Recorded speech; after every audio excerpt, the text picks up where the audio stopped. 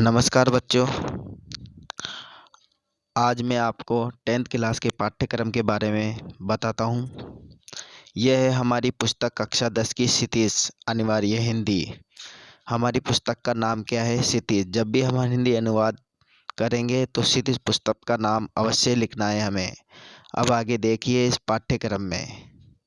सबसे पहले जो हमारी क्षितिज बुक है वो हिंदी अनिवार्य कक्षा 10 के हिंदी पाठ्यक्रम में जोड़ी गई है और यही हमारी हिंदी की पाठ्य पुस्तक है।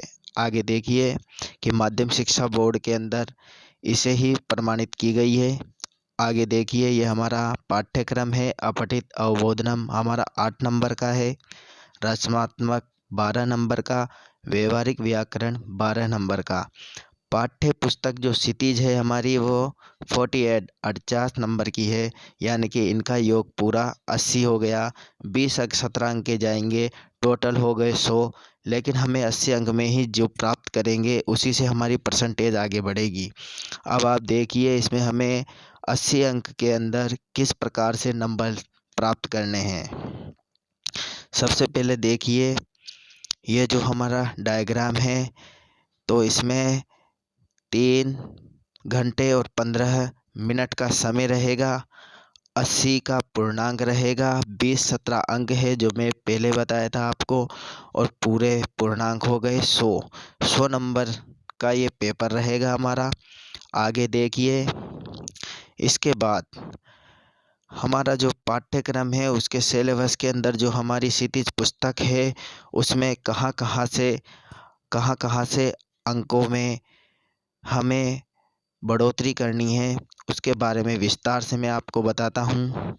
सबसे पहले है एक फर्स्ट व्याख्या गद्य से आएगी, एक व्याख्या पद से आएगी, दोनों 6 नंबर के आएंगे।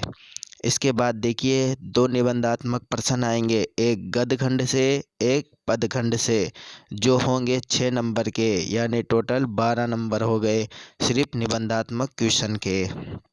इसके बाद देखिए 6 लघुरात्मक प्रश्न आएंगे, 3 गद्य से 3 पद से, तो ये हो गए टोटल 12 अंक हमारे। इनमें से करने हमें 2 ही हैं। इसके बाद देखिए 4 अति लघुरात्मक प्रश्न आएंगे, 2 गद्य से और 2 पद से, यानी कि 4 अंक के हो गए वो, एक एक अंक उनका होगा। इसके बाद में देखिए हिंदी के 2 रचनाओं का परिचय, यानी कि कवि और जो लेखक है हमारी पुस्तक के गद्य और पदखंड के, इन दोनों के 4 अंक के आएंगे। इसमें किसी भी लेखक के बारे में पूछ सकता है, उसका वर्णन हमें लिखना पड़ेगा। उसके अलावा सड़क सुरक्षा के नियमों के बारे में 4 अंक है। आगे देखिए इसके बाद जो हमारे गद्य खंड है उसमें कौन कौन से पाठ इस बार रखे गए हैं और कुछ पाठ को हटा दिए गए हैं। तो जो रखे गए पाठ है वो है सबसे पहले भारतेंदु हरिश्चंद्र, इन्होंने लिखा है एक अद्भुत अपूर्व स्वप्न। दूसरा मुंशी प्रेमचंद, इन्होंने लिखा है ईदगाह। फिर 3rd नंबर पे है महावीर प्रसाद द्विवेदी, इन्होंने अपनी 3 कृतियां लिखी है क्षितिज पुस्तक में। स्त्री शिक्षा के विरोधी, हैं, कुतर्कों का खंडन, आखिरी चट्टान, ये तीनों महावीर प्रसाद द्विवेदी जी की है।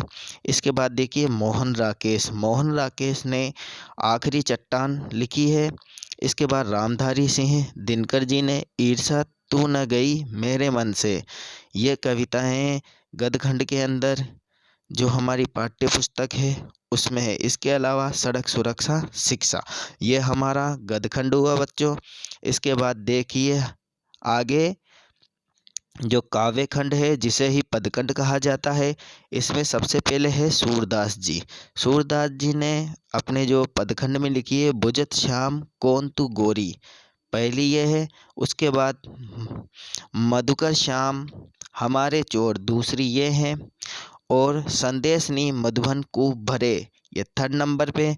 उद्धव मन माने की बात, ये 4 नंबर पे। यानी कि इन चारों के लेखक कौन हो गए? सूरदास जी।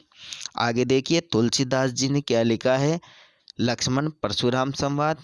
लक्ष्मण जी और परशुराम जो राम भगवान के अवतार है उन दोनों के बारे में संवाद है। आगे देखिए जयशंकर प्रसाद, इन्होंने लिखी है प्रभु। उसके बाद सूर्यकांत त्रिपाठी निराला, इन्होंने अपनी पुस्तक के अंदर 2 कविताएं रखी है, अभी न होगा मेरा अंत और मातृ वंदना। आगे देखो सुभद्रा कुमारी चौहान, इन्होंने लिखा है झांसी की रानी। और नागार्जुन ने लिखा है कल और आज उषा की लाली। ये काव्यखंड हो गया हमारा। इसी प्रकार से हमें इनमें नंबर अंक लाने हैं बच्चों, और मेहनत लगन से पढ़ाई करनी है। इसके अलावा जो रचनात्मक है, क्रियात्मक है, उसका मैं अगला वीडियो डालूंगा। अभी तो ये हमारी पाठ्य पुस्तक का हो गया, इसमें इस तरीके से अंकों को हमें प्राप्त करना है। आगे भी मेरा वीडियो देखते रहिए, आपको और चीज़ें क्लियर होती जाएगी। ठीक है, धन्यवाद बच्चों।